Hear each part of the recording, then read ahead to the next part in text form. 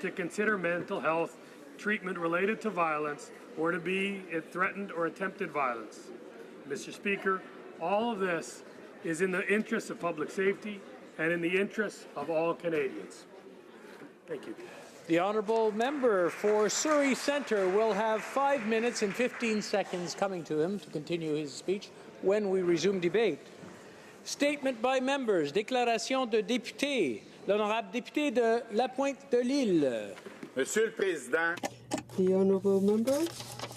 Mr. Speaker, it's some time that Quebecers should be asking questions about what Quebec is doing with their money and asking questions about equalization. Now, there are all kinds of contracts that have not gone to Quebec in shipyards. Now, the Canadian government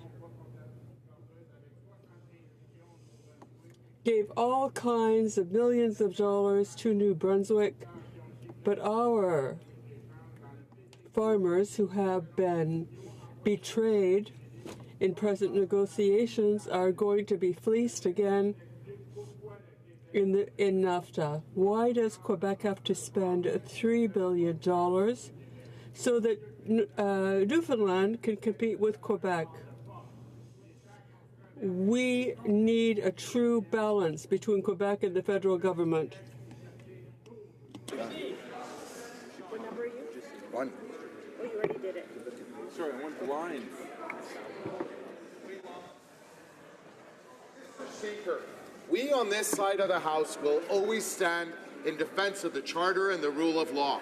Peace, order, and good government inform our Constitution, and while Canadians rely on Parliament for good and prudent government, they look to the courts for order. Yesterday's ruling by the Ontario Court of Appeal has provided order to a needlessly chaotic situation surrounding Toronto's upcoming municipal election. While strong feelings still abound, it is now imperative that we look to the future. While these have been perplexing times for all of us, our city is blessed with numerous candidates who have somehow remained undeterred throughout the confusion and anger. My hat goes off to each of the many candidates for public service. Recent events have demonstrated yet again that elections have consequences. The election of our government in 2015 resulted in a strong... L'honorable député de Charles. The honourable members for Charlesbourg, Charles, Mr. Speaker, it's with great pride that I point out that it is the 325th anniversary of the Saint-Charles-Borromée parish, which was founded in 1693. On this occasion, on September 30th, there will be a solemn mass and a concert. My office is also preparing, with Mr. Steve Gerard, a commemoration November next for our military men and women who fought in the First and Second World Wars. 2018 will also underscore the 100th anniversary of the First World War. We will have as our theme, Charlesbourg Remembers. I invite people to come and visit the Tres Carrés, the historic quarter of my area. I'm very proud to make Charles Haute-Saint-Charles better known, and I believe that the organizers will do a wonderful job. The honourable member for Rivière-des-Mille-Îles. There are 4 cities in my riding, and I'd like to talk about a woman, Madame Annette Côté-Savoie.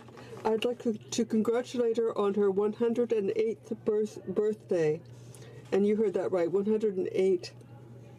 Madame Savoie is independent, alert, and very interested by current affairs. We talked about the advances gained by women in society and what remains to be done. She worked at the National Assembly as an assistant and in de Montagne. The town library is named after her. She said to me, when I asked her what women should continue to do, she said, keep at it, keep opening doors, and don't stop. Thank you, Mr. Speaker. Windsor-Tecumseh. I must have left it at committee. The honourable member for Windsor-Tecumseh. It's okay. Okay. Yes, I am. It's International Human Rights Day. It's a day for us to commit to building communities without fear, building communities of well-being, instead of a sense of power that comes from control and fear. International Day of Peace is a new supplementation to the International Declaration of Human Rights. Let all states today recommit to advancing the goals of peace in our communities so that we don't have to have commemorative days like this. How we operate and how our communities operate needs to come from a place of peace. Thank you. The honourable member. Mr. Speaker, I'd like first of all to thank our Prime Minister for having appointed a minister for seniors. You know that the senior population is growing every year, and who's the chair of the Seniors Advisory Council in Nova Scotia, one of its kind, direct meetings with the minister monthly. And the seniors have been talking of what are the major issues. Of course, pension security, pharmacare, engaging seniors and giving them opportunity, transportation and dementia. So, Mr. Speaker, last week I had the opportunity to meet the Minister and the Parliamentary Secretary and discuss what's important for seniors as we work forward to try to find a national senior strategy plan. Thank you, Mr. Speaker. The honourable member for Montmagny, Lille, Kamouraska, Rivière-du-Loup. Mr. Speaker, last April I began traveling through my riding to get to know people and to really get to know the agri-food sector in my riding. I met with all kinds of growers of market vegetables, dairy farmers, cattle people, and processors. I learned all kinds of things and interviewed people through social media, learned about production, processing, education, and innovation. Our region is fertile soil with respect to research and development and the study of agriculture. The present government, with its summer of dismal failures, the present government has been late in coming up with a free trade agreement that is favorable to the agri-food sector.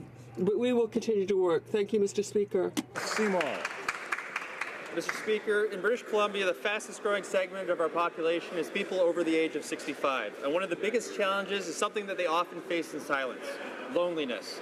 To combat feelings of isolation, organizations like Burnaby Neighborhood House and Burnaby Community Services have joined together to develop the Allies in Aging program. Allies in Aging aims to ensure that seniors have a meaningful support network, engage in regular activities, and feel connected to their friends and family. And it's been incredibly successful. With over 1,700 volunteers and service providers and a $2.5 million investment through our government's New Horizons funding, almost 14,000 seniors in Burnaby, North Vancouver, and across the Lower Mainland have been connected to various projects that help address isolation. Programs like Allies in Aging are making real differences in our communities, and it's important to continue to support these so that our parents and grandparents can make new friends and enjoy their golden years to the fullest. Hold on. The honourable member for Vaudreuil-Soulanges. Mr. Speaker, this year once again, Rigaud is where it's happening. I'm quoting the Mayor Hans Grunwald and urging everyone in Vaudreuil-Soulanges to take part in Rigaud's Festival of Colour. There are activities for the whole family, and for the first time, there will be activities in Arboresca Rigaud.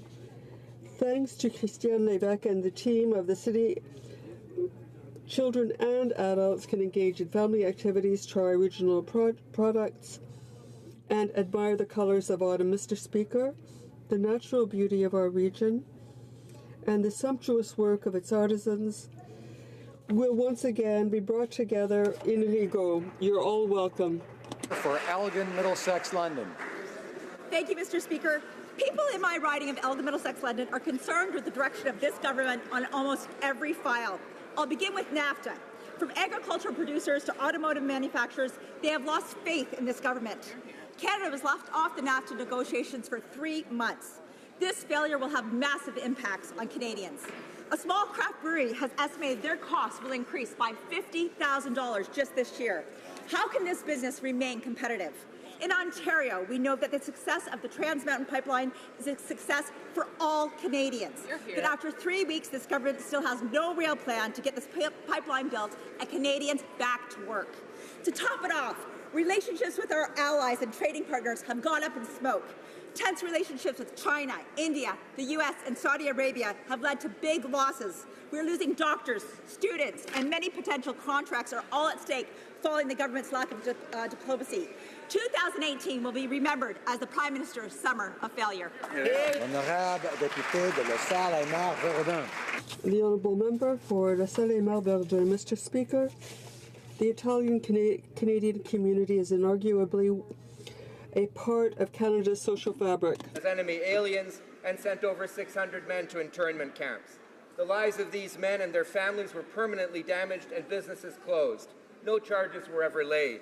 Le 18 septembre dernier, Last September 18th, in the presence of members of the families of internees, the RCMP organized a tree planting ceremony in order to express regret for their role in the internment of Italian Canadians. This historic gesture, and especially James Malizia, Assistant Commissioner, Federal Policing, and oral historian Joyce Pilarella, both grandchildren of internees, for their organizational efforts.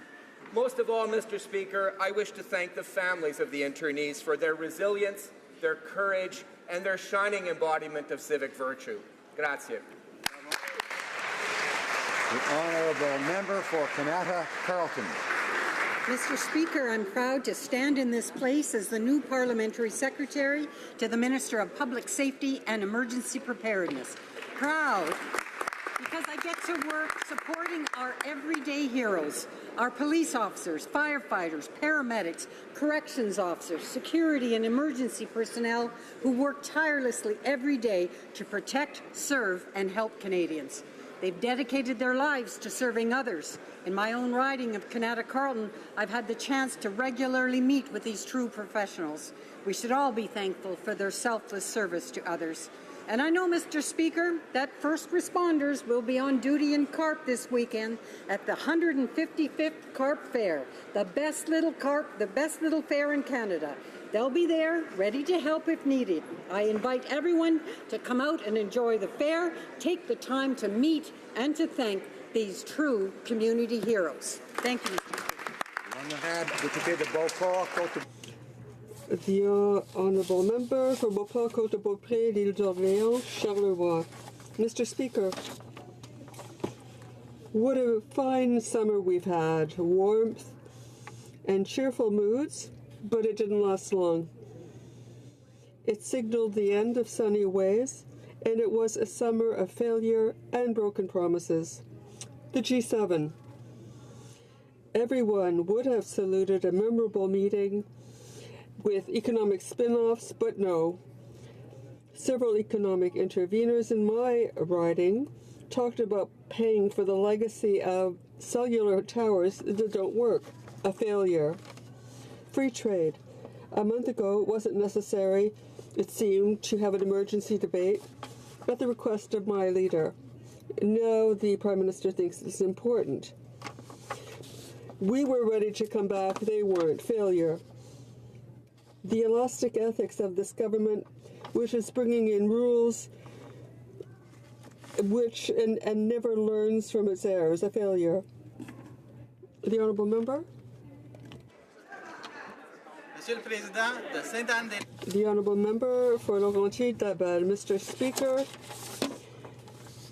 all over my riding, I traveled 10,000 kilometers to visit residents of 43 municipalities.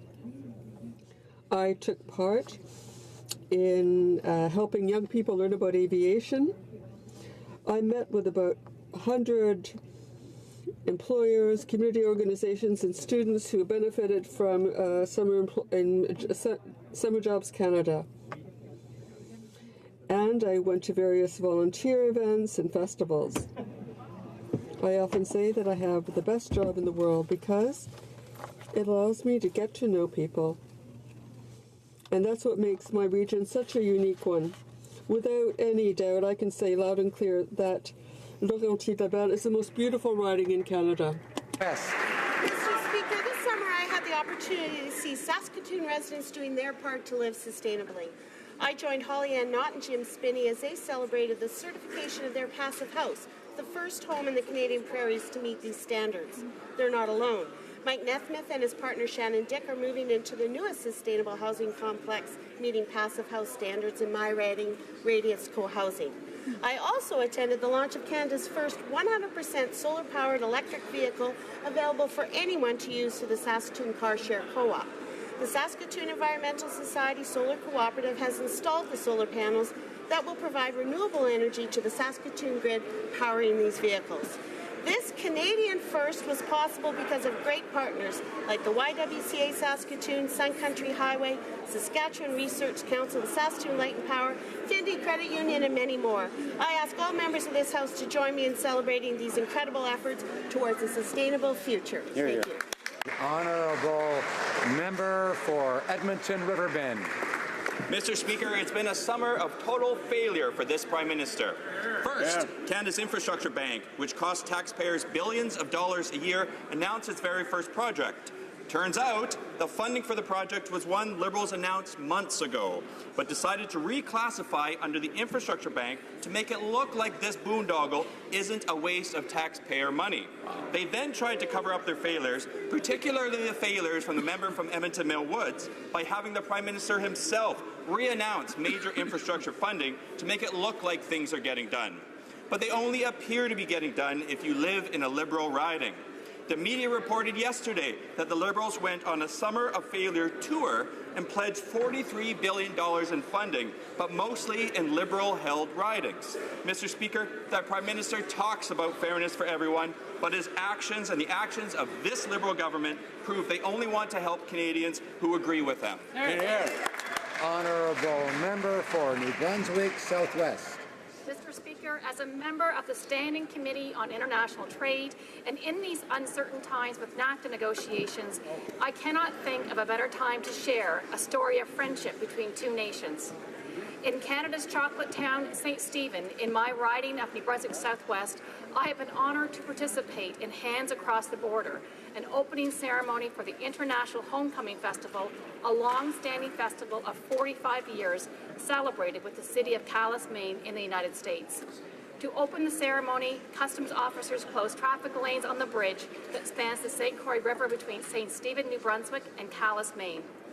Government representatives, Legion members, RCMP officers, and residents meet midway on the bridge to display flags from both countries and shake hands.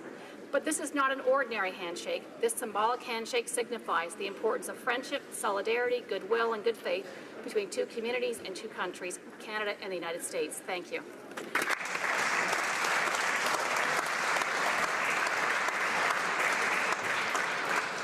Questions orales, oral questions. The Honourable Member for Carleton.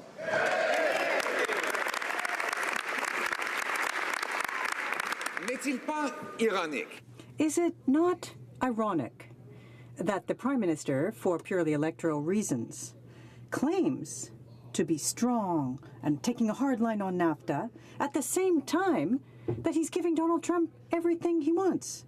He's prevented 2 pipelines. That is giving our Americans access to our oil for a low price. Then there's taxes and bureaucracy, which is sending our investments to the U.S. When will the Prime Minister stop sending our jobs and our money to the U.S.? The Honourable Prime Minister. Mr. Speaker, over the past 3 years, We have invested to create economic growth in Canada. We have the lowest unemployment rates in 40 years. We have generated growth. We have had the highest growth rate in the G7 last year, and we are delivering more than 500,000 full-time jobs across the country. Mr. Speaker, a lot of work remains to be done, and that's why we're going to continue with our plan to put money in the pockets of middle-class Canadians and people working hard to join it. The Honourable Member for Carleton. Mr. talks about last year's job numbers. Interesting, we're now 3 quarters into this year. He won't mention those numbers because he knows we've actually lost 15,000 jobs in Canada, while the United States has gained over 1 million. That is the result of our money going south. Canadian investment in the United States is up 2/3, while American investment in Canada is down by half. Why does the Prime Minister keep handing over our money, our business, and our jobs to Donald Trump? Right Honourable Prime Minister.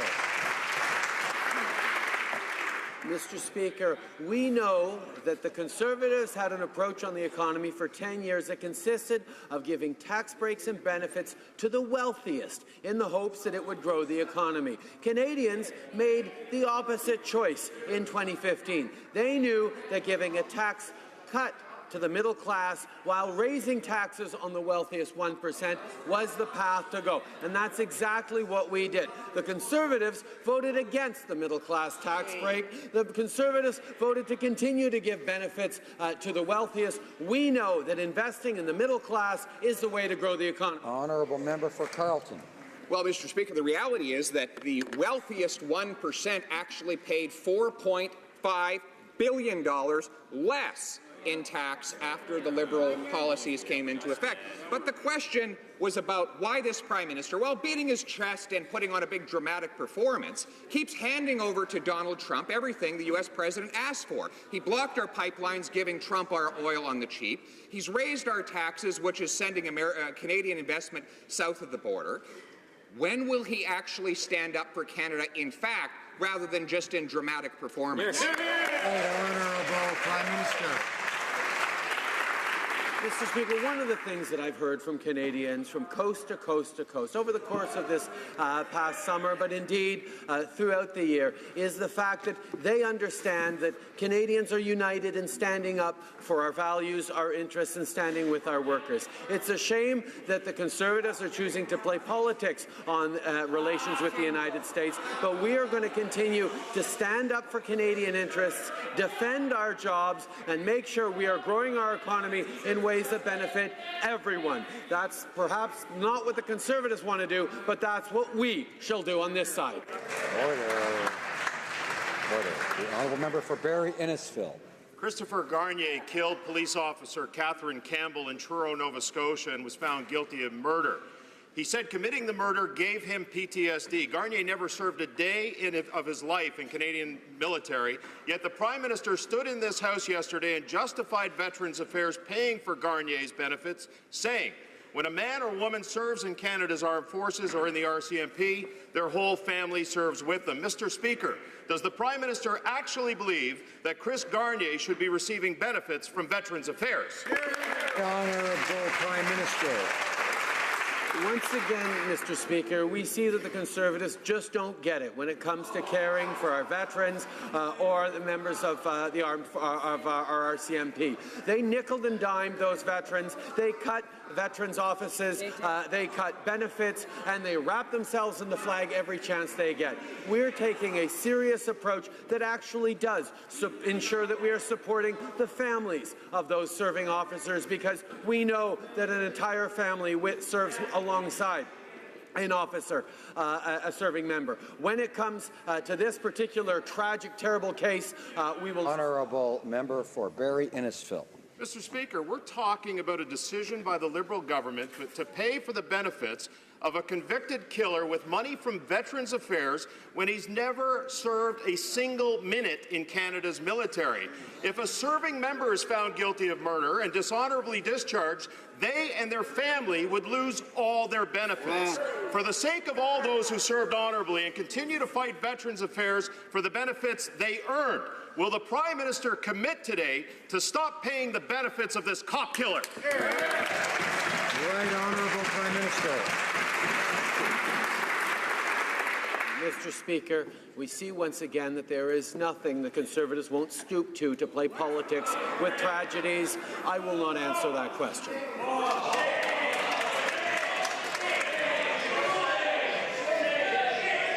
Alors,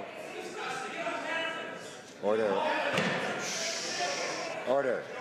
L'honorable député de... The honourable member for Rimouski-Nejet-Témiscouata-les-Basques. Mr. Speaker, so far the Liberals' so-called infrastructure bank is turning out to be a complete mess. In the last year, the bank spent over $11 million on its operations, and all it did is to lend money to one project, the light rail train in Montreal, a loan that was announced even before the bank was created. What are these billions being used for? Travel, fancy offices, or bonuses? Canadians are waiting for infrastructure projects that are years overdue, and Liberals are not delivering. Can the Prime Minister at least tell us what these millions were spent on?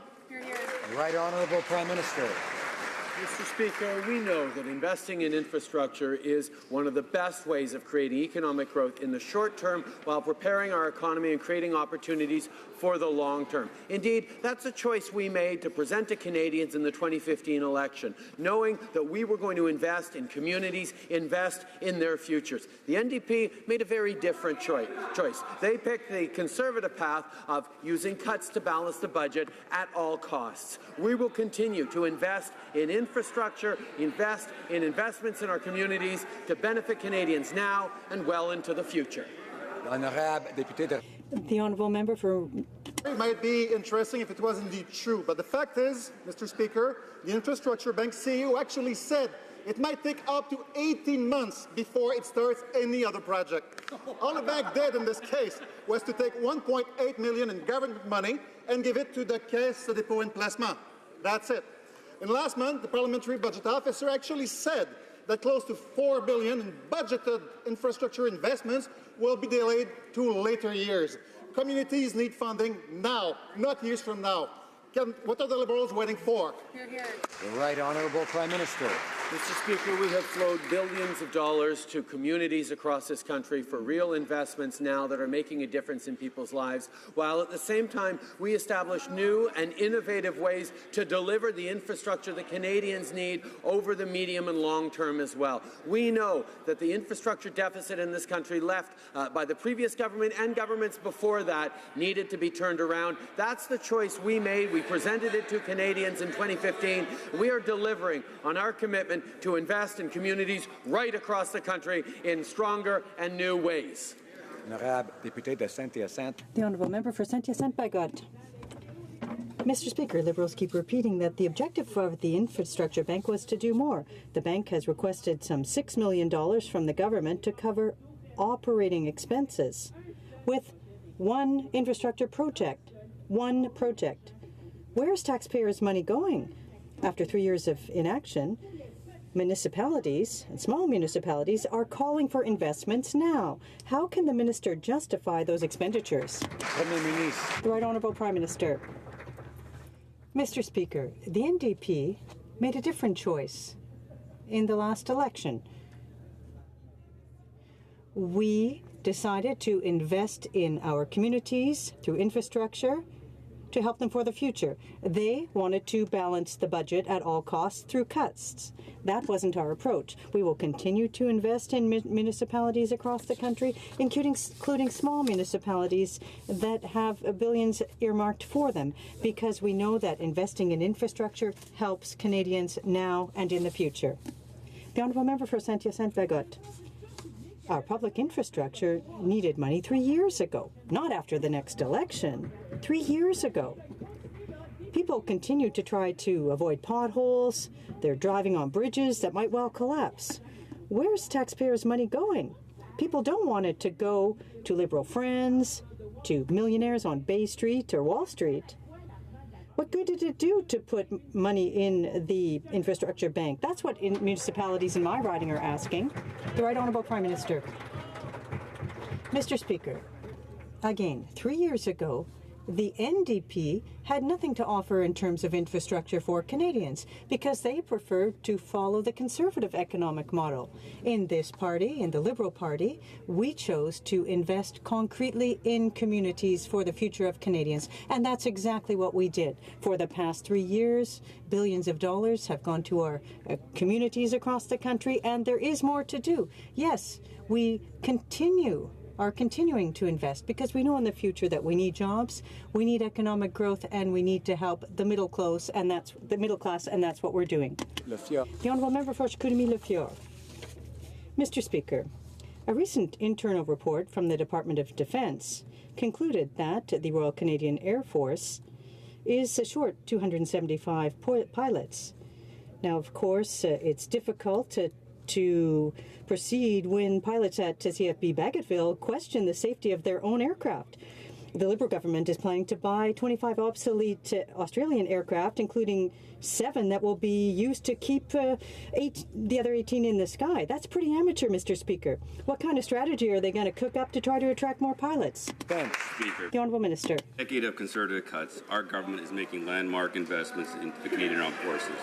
We are taking action to boost retention of our women and men in uniform, including the tax-free allowances for international operations and more than $6 million a year to support military families, Mr. Speaker. We have introduced initiatives to speed up recruitment and training to ensure our Royal Canadian Air Force needs to accomplish their jobs, Mr. Speaker. Thank you.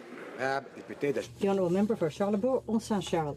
Mr. Speaker, the Liberal summer of failure continues. We know that at least 7% of illegal immigrants are American citizens.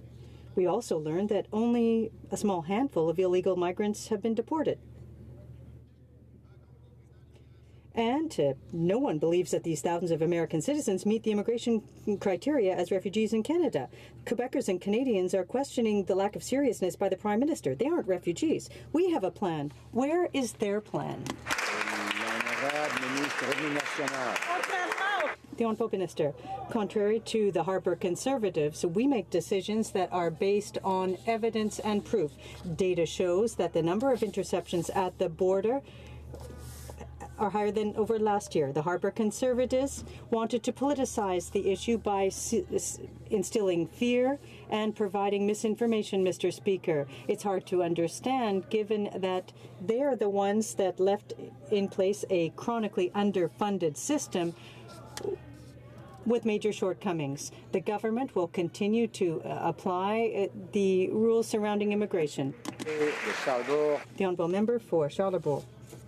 It's comical to see the fourth minister dealing with the border. Now we have the Minister of Revenue answering these questions. We've seen it all.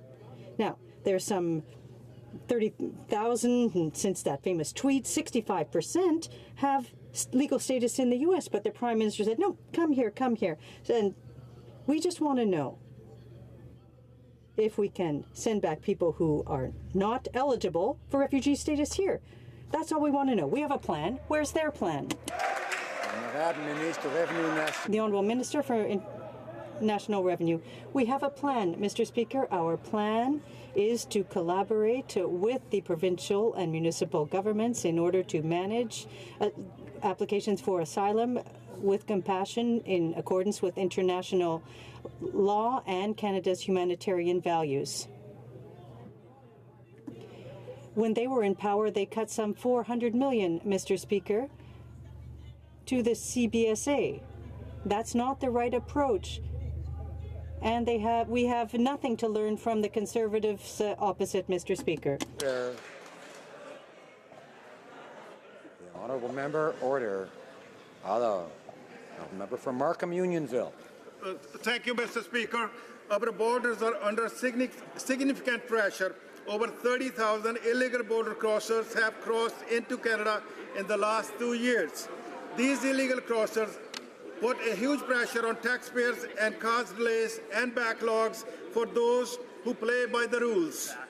We have been asking this government for 2 years to fix this problem, but it fell on deaf ears. When will the Liberals fix this problem? The Honourable Minister of Border Security.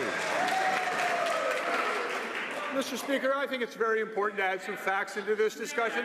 The member opposite mentioned that almost there's a percentage of these irregular border crossers who have American citizenship. Mr. Speaker, they're infants. They're babies and toddlers that have been born very recently in the United States to asylum seekers. And surely the member opposite is not suggesting that we tear these infants from their mother's arms and incarcerate them into cages.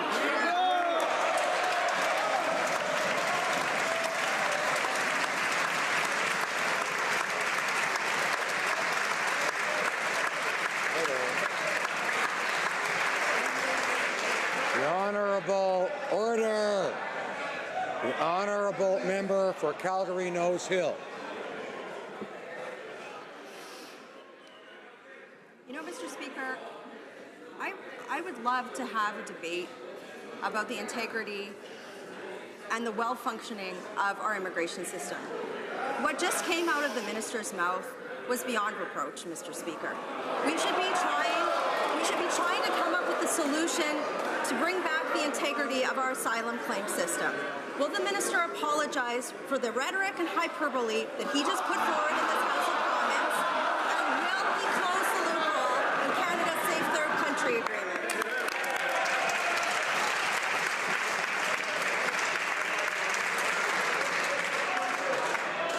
I think I'm order. I think I may have mentioned once or twice that sometimes members will hear things they don't like, but I would ask them to remember that only one person should be speaking at a time, and we try not to react to what we hear until it's our turn to speak. That's the time when one gets to react. The Honourable Minister of Border Security. Mr. Speaker, I would never apologize for standing up for children, for standing up for families, for standing up for a compassionate response to those who are fleeing persecution and danger. Mr. Speaker, we have a proud tradition in this country of being a welcoming country to those who are legitimately seeking refuge. And we will continue to provide and uphold Canadian law and Canadian values in that system. To suggest for a moment that the people should be removed simply because, as toddlers, they happen to hold American citizenship by virtue of where they were born is... The Honourable Member for...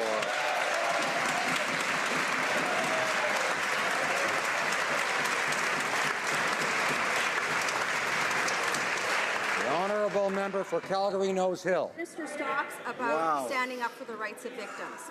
Earlier in question period, the Prime Minister said point blank that he wouldn't answer a question. He wouldn't answer a question. And yet Christopher Garnier, who has never served a day in his life in Canada's military, who killed a female police officer and unceremoniously dumped her body under a bridge, is getting benefits from Veterans Affairs. The Prime Minister needs to have the courage to stand up and answer this question right now. Does he believe that Christopher Garnier should be receiving benefits from Veterans Affairs? The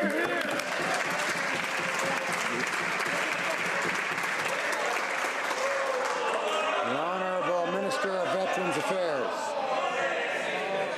Mr. Speaker, our hearts go out to the family of Constable Campbell. I always have to say this, I never like saying it, but it's important, and for privacy reasons I can't get into the case. But I made it very clear, and I think many people in this House made it very clear how uncomfortable they were with this whole situation. I've asked the Department to go back and provide me with a better understanding of how this decision was made. Thank you, Mr. Speaker. The Honourable Member for Abitibi, Bay James Nunavik. Order, please. Thank you, Mr. Speaker. Yesterday, in response to a question on Kinder Morgan and the obligation to consult Indigenous peoples, the Prime Minister said that the process was adequate, but that a little bit more needed to be done. Here's what the federal court said. The efforts deployed by Canada were far from meeting the requirements from the Supreme Court. So I've got some news for him. A little bit more is not enough. Does he know or think that imposing a pipeline on Indigenous people is reconciliation? The Honourable Parliamentary Secretary. I'd like to point out Mr. Speaker, that the appeal decision is something we take seriously, that we're examining it carefully. We will be consulting Indigenous peoples. It's our obligation to do so, and we will be coming back on the issue later. For Timmins, James Bay. What is the price of a political vendetta? Well, if you're the Minister of Crown Indigenous Relations and you're fighting the survivors of St. Anne's Residential School, you'll spend $2.3 million. Millions spent on every brutal legal tactic, on every procedural weapon, even targeting their pro bono lawyer to intimidate them into silence. Now, I was with the Minister when she met the survivors and they wept openly, asking her to end her vendetta. How could she look them in the eyes and break her word? The Honourable Minister of Crown Indigenous Relations. Mr. Speaker, our government is committed for justice for all of the survivors of Indian residential schools. More than 90% of have received compensation, and there are a few cases that, as the member knows, were difficult to settle. In one of the cases, Justice Perel has stated the Council's repeated and deliberate attack on the integrity of the court threatens to interfere with the administrative justice. We remain committed to bring closure for all survivors. Honourable Member for Caribou, Prince George. Mr. Speaker, earlier this week, the former Fisheries Minister stood in this House and completely deceived Canadians. And through his inaction, the Prime Minister is complicit in this deception. The Minister has said that there is no financial gain to his family, yet the Ethics Commissioner found, and I quote, the Minister's decision provided an opportunity to further the private interest of Mr. Theriault, the Minister's family. The Ethics Commissioner added that his compensation from the company depended on being granted the license. Why does the Prime Minister sit silent and allow his minister to mislead Canadians? The Honourable Minister. The Commissioner's report states that there is no benefit. We cannot say that much, as the member for Haldimand Norfolk during her time in Cabinet, who funded a project linked to the Conservative Party that her own department had declared ineligible under federal funding rules. The government has no lessons to learn from the Conservatives opposite, Mr. Speaker. The Honourable Member for Lévis-Lotbinière. Mr. Speaker, the Minister of Fisheries got caught with his hand in the cookie jar as if nothing had happened. The Ethics Commissioner is blaming the Minister on all fronts, yet he doesn't seem to be concerned whatsoever. Mr. Speaker, no one is above the law, nor the rules established by the Ethics Commissioner. When will we see real consequences for the total lack of ethics by the Liberals? The Honourable Minister of National Revenue. As the Commissioner stated in the report, there was no preferential treatment in this case, but the Conservatives seem to have a short memory, Mr. Speaker. I'd like to remind my colleague opposite that it was the head of cabinet for Mr. Harper who was found guilty by the Commissioner after having written a $90,000 personal check to a senator to try to hide corruption. Our government has no lessons to learn from the people opposite, Mr. Speaker. Honourable Member for Battlefords, Lloydminster.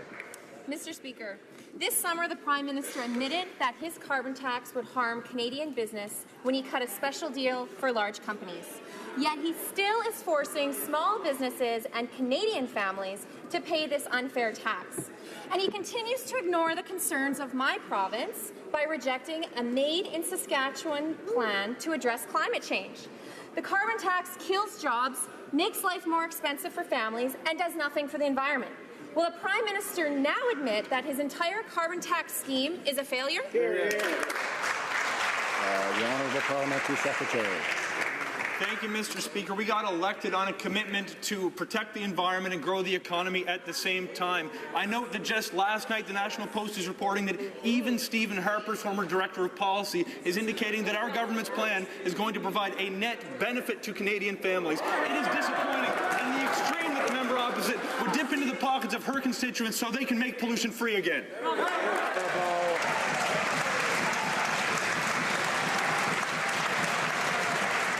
Honourable Member for Kitchener-Conestoga. Mr. Speaker, during the Prime Minister's summer of failure, I was hosting meetings in every corner of my riding and listening to the concerns of my constituents. You know what they told me, Mr. Speaker? They cannot afford a carbon tax. Small business owners, manufacturers, seniors, single moms, farmers, they're all tired of their taxes being raised by this Liberal government. When will this government stop helping their Liberal insiders and start to focus on making life more affordable for middle-class families in Southern Ontario? The Honourable Parliamentary Secretary to the Minister of Environment. Mr. Speaker, we are making life more affordable for Canadians and more expensive for polluters. If you don't believe me, you can ask the former Director of Policy to Stephen Harper, who indicated that our plan is going to result in a net benefit for Canadian households. Mr. Speaker, we are protecting the environment and growing the economy at the same time. Since we were elected and came into office, the economy has added 500,000 jobs. Emissions are going down. We are on the right track, and I'd suggest if he's interested in protecting the pockets of his constituents, he gets on board with our plan. Thank you.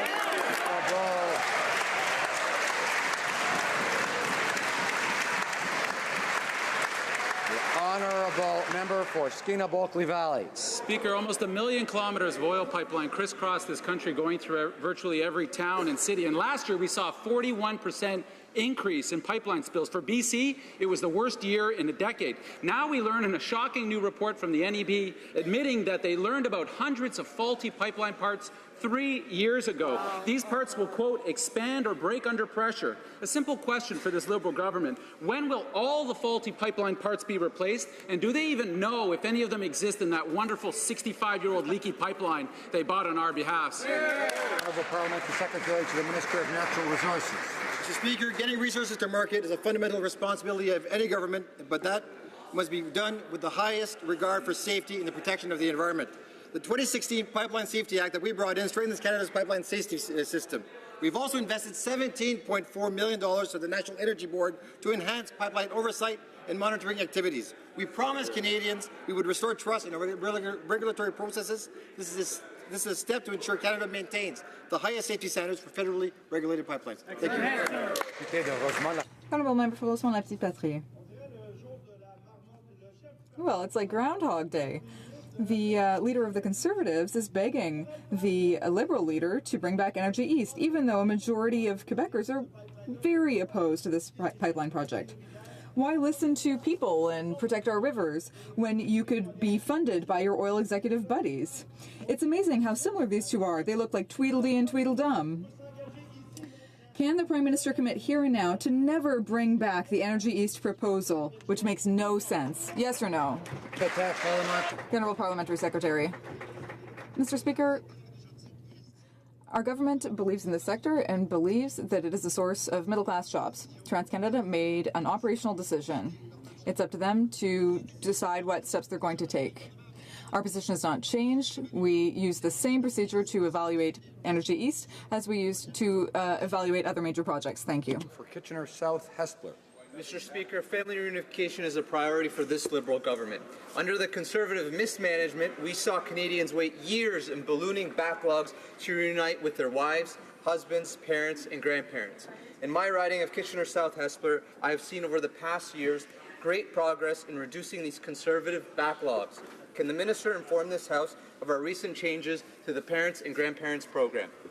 The Honourable Minister of Immigration. I thank the member for his hard work on this file. Making real progress in cutting backlogs and reducing wait times for Canadians who wish to reunite with their family members. We have we have quadrupled the number of spaces available for Canadians to sponsor their parents and grandparents. Fantastic. We have cut the backlog that we inherited from the Harper Conservatives by 80%, and we have introduced a more fair application process. The Liberal government, Mr. Speaker, continues to deliver an immigration system that works for all Canadians, including families and employers. Honourable member for Lakeland. Mr. Speaker, the Prime Minister won't answer, and the Minister of Veterans Affairs just told this House that he's asked his officials for answers. But the Minister already promised veterans answers 3 weeks ago. To be clear, that murderer killed her, put her body in a compost bin, and dumped her under a bridge. Does the Prime Minister really believe that this cop killer deserves benefits from Veterans Affairs? The Honourable Minister of Veterans Affairs. thank the honourable member for the question. And once again, I will say that there are many of us who are uncomfortable with the decision that was made. One thing I will not back down on, though, and I do believe firmly in, is that we will look after not just the veteran, but the family members of the veteran. Now, in this case, I have asked that the department go back and review the decision for me to look at. Thank you for the question. Thank you. Member for Lakeland. The Prime Minister needs to answer the question, and the Minister needs to stop covering for him. Garnier never served a day of his life in Canada's military, but is receiving benefits from Veterans Affairs. Yesterday and today, the Prime Minister justified those payments. Does the Prime Minister actually believe that murderer should be receiving benefits from Veterans Affairs? They're the decision makers. The Honourable Minister of Veterans Affairs. Minister, my answer stands, but let me take advantage of this opportunity because there was something that came out in this story to talk about PTSD, and that this was depriving people of PTSD with their rightful place to get treatment. And let me assure this House that is never the fact. If you raise your hand and you need treatment for PTSD, you will receive that treatment in 96% of cases. In fact, we don't even wait for approval. We will make sure they receive mental health care right away. If you need help, put your hand up and we will be there for you. Thank you, Mr. Speaker.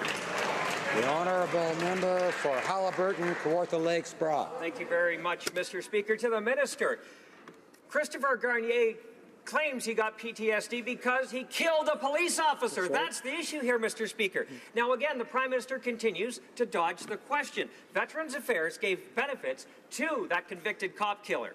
Garnier never served a day in the Canadian Armed Forces in his life, but yet he is collecting benefits while he serves time in prison. Does the Prime Minister, Speaker, actually believe that Chris Garnier should be receiving benefits from Veterans Affairs Canada? Honourable Minister of Veterans Affairs.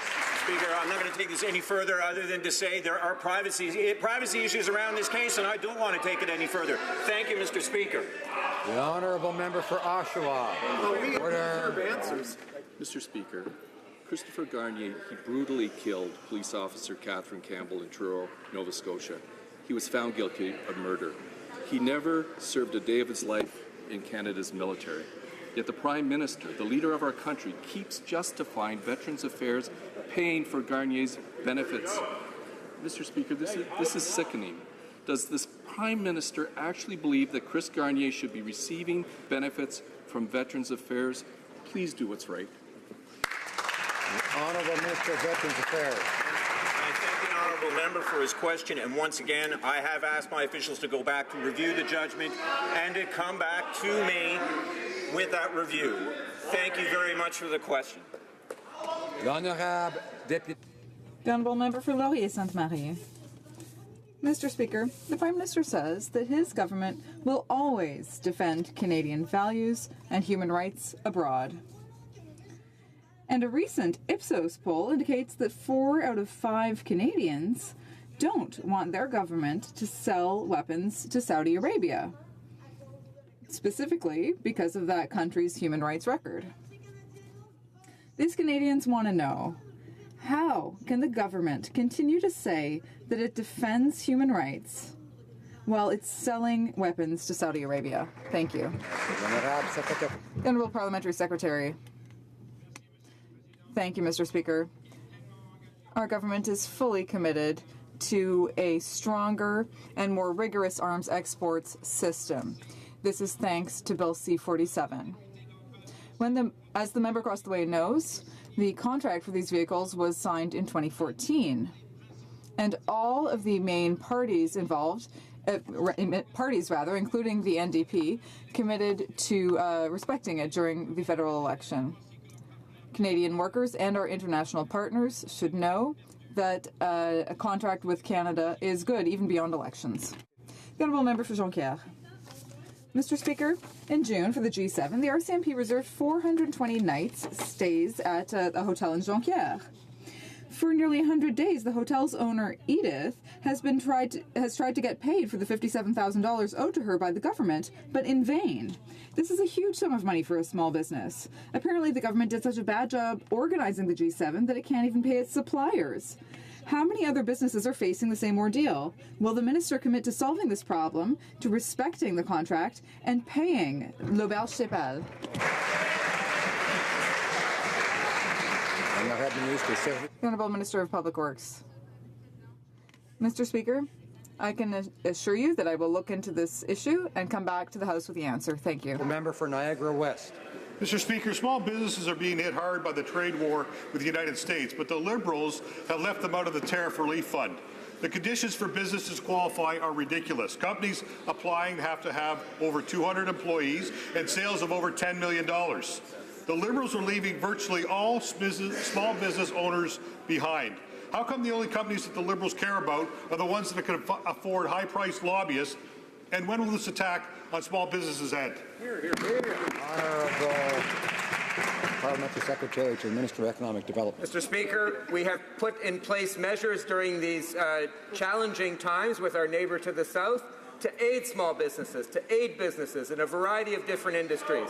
Mr. Speaker, those measures are tailored to help, to allow businesses to innovate and to move forward, and will continue to move in that direction, Mr. Speaker, to aid our small businesses and our major industries at the same time. Honourable Member for Sarnia-Lambton. Thank you, Mr. Speaker. The Prime Minister today refused to answer a question. He's always saying he's going to stand up for women, against violence against women. A female cop has been viciously murdered, and the person that murdered her is now receiving benefits from Veteran Affairs. Does the Prime Minister really think that's standing up for violence against women? Honourable Minister for the Status of Women. Speaker, I believe the Minister for Veterans Affairs has answered the questions specific to the case my colleagues have brought up. As far as violence against women goes, after 150 years of Confederation, we introduced the first strategy to address and prevent gender-based violence. Close to $200 million has been invested. We're working to support survivors and their families, prevent this from happening, and ensure that our justice and legal systems are more responsive. It's wonderful to see that colleagues from the opposite side are on board with our plan. The Honourable Member for Brantford Brant. Order. Mr. Speaker, here's what we know in this House today. The Prime Minister will not stand up and answer the question about the murderer who's collecting benefits that are targeted for veterans, not someone who's not served in the military, a 30-year-old healthy individual who decided to commit murder on an innocent woman, threw her under a bridge. This minister promised 3.5 weeks ago to dig into this matter and find out what's going on. 3.5 weeks. How long does it take to get an answer from Madam Campbell's family? The Right Honourable Prime Minister. Mr. Speaker, I stood in this House and answered the first time the question was asked. But as the level of debate sunk, as the level of political games got torqued up by the Conservatives around a terrible, tragic, reprehensible incident, I chose not to encourage them.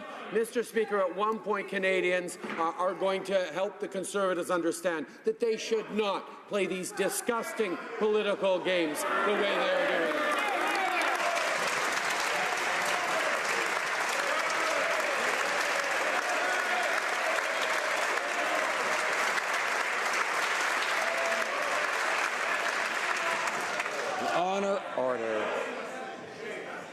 Order. The Honourable Member for Oakville North Burlington. Order. Children and adults who share a name with someone on the no-fly list can be stigmatized and delayed by secondary screenings while trying to travel. The Conservatives failed to do anything to help Canadians from being falsely flagged as security risks while traveling. Can the Minister of Public Safety tell us what he's doing to replace the system put in place by the previous Conservative government? Honourable Minister. Mr. Speaker, we understand the frustration of families with no-fly kids. By definition, no children are on Canada's secure air travel list, but worrisome adults with similar names are, and that creates the false positives. When the system was first implemented, the previous government should have recognized this problem. They should have provided unique identification numbers for automatic redress, but they did not. The Conservative design failed. We've now got $81 million to fix it. First and foremost, we need the legal authority to do so, and that's in Bill C-59 and C-21. Both acts need to be passed as quickly as possible. Honourable Member Hill. Mr. Speaker, the Prime Minister started off question period by saying he wouldn't answer a question. The answer he just gave my colleague was disgusting. A woman was murdered by somebody who did not serve a day in Canada's military, and he is receiving benefits from Veterans Affairs. This Prime Minister needs to stand up and be accountable for his values. Does he believe, honestly, that a murderer who has never served a day in Canada's military should be receiving PTSD benefits from Veterans Affairs? The Honourable Minister of Veterans Affairs. Mr. Speaker, out of respect for the family of Constable Campbell, can we simply let this debate rest for now? I have asked my officials to review the decision. I have asked them to get back to me. Can we please let it rest there? The Honourable Member for Cowichan, Malahat, Langford. Order. Mr. Speaker, earlier this month, the Penelakut First Nation in my riding wrote to the Prime Minister to express anger and disappointment that the federal government continues to use... Order. I have to ask the member for Lakeland not to be yelling when we're trying to hear someone else's question. The member for Cowichan, Malahat, Langford. Mr. Speaker, earlier this month, the Penelakut First Nation in my riding wrote to the Prime Minister to express anger and disappointment that the federal government continues to use their traditional territory as a parking lot for freighters. These anchorages were created without any consultation or consent from Penelakut, and they will take legal action if the government does not respond today. The Prime Minister claims no relationship is more important than that with Indigenous peoples. So will he immediately order the removal of these anchorages, or is he prepared to fight another First Nation again in court? The Honourable Minister of Transport. Mr. Speaker, no relationship is more important than our relationship with Indigenous peoples. As you know, the Port of Vancouver is an extremely busy port. We have a lot of ships that are coming to the Port of Vancouver, and we have had to find temporary anchorage points. We are in a period of 1 year of interim study to find a better solution. At the moment, we have to find places for these ships to anchor, and we are trying to do it by respecting Indigenous and local communities. The Honourable Member for Saint-Laurent.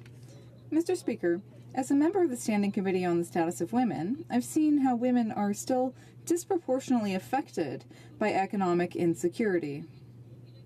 And the poverty rate among Indigenous women in Canada is 3 times higher than that for women as a whole. Improving women's economic security is essential to a strong, growing economy. Can the Minister for the Status of Women tell this House what the government is doing to ensure that everyone, regardless of their gender, has a true and equal chance at success?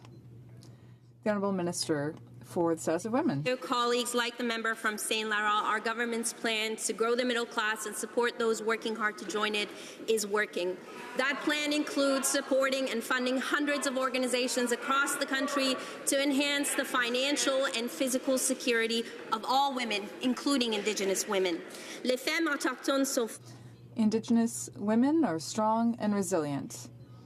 When we invest in them, we improve families and communities. Gender wage gap so that we can unlock $150 billion in our economy, grow the GDP by 4%, and support a strong middle class. Honourable Member for Sherwood Park, Fort Saskatchewan. Mr. Speaker, we know that this Prime Minister does not like asking questions here in question period, but it's his job, and it's our job to ask challenging questions that deal with important issues of public policy.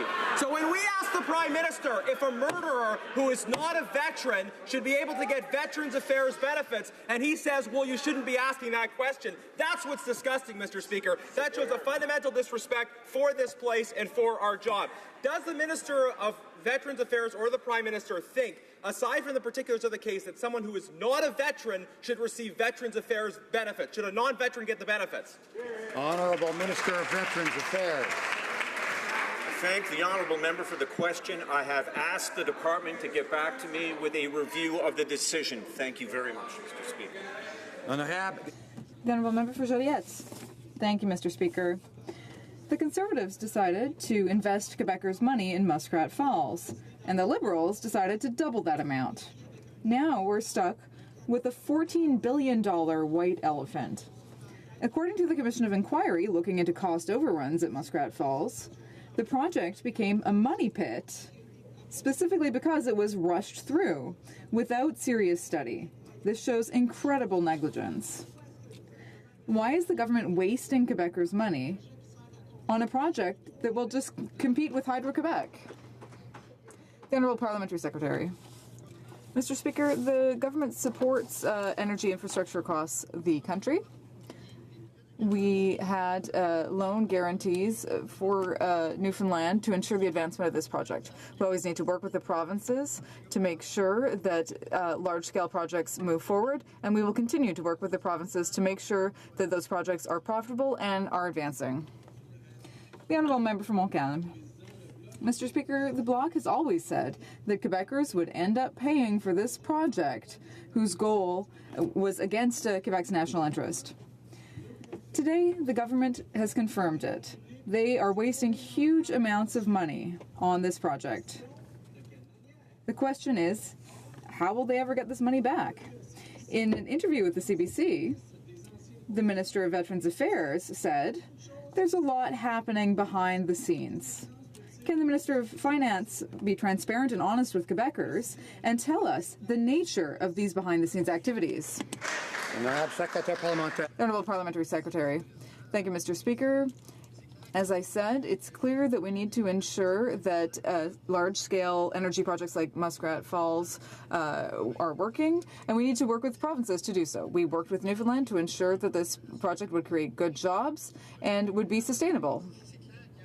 It's clear that investing in provinces and working with provinces is a priority, and we will continue to do so. Member for Saanich Gulf Islands. Thank you, Mr. Speaker. I think there isn't a member in this place who doesn't suffer for the long-standing, unresolved issues for Saskatchewan. That community has suffered too long. Their students came here to Ottawa this week to plead for a new school.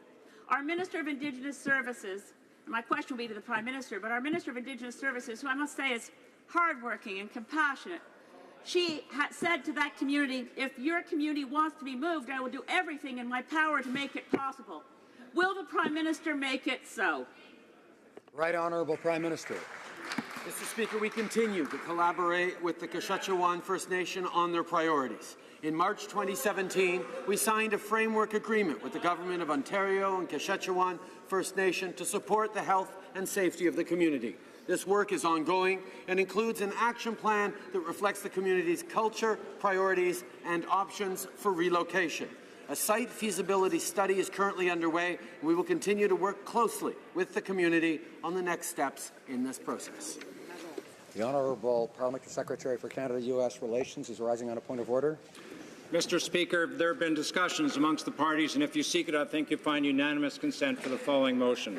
That the House, A, endorse the findings of the UN fact-finding mission in Myanmar that crimes against humanity have been committed by the Myanmar military against the Rohingya and other ethnic minorities, and that these horrific acts were sanctioned at the highest levels of the Myanmar military chain of command. B, recognize that these crimes against the Rohingya constitute genocide.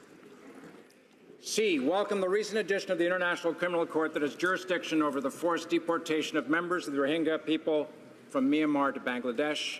D, call on the United Nations Security Council to refer the situation in Myanmar to the International Criminal Court. And E, call for senior officials in the Myanmar military chain of command to be investigated and prosecuted for the crime of genocide. Thank you very much, Mr. Speaker.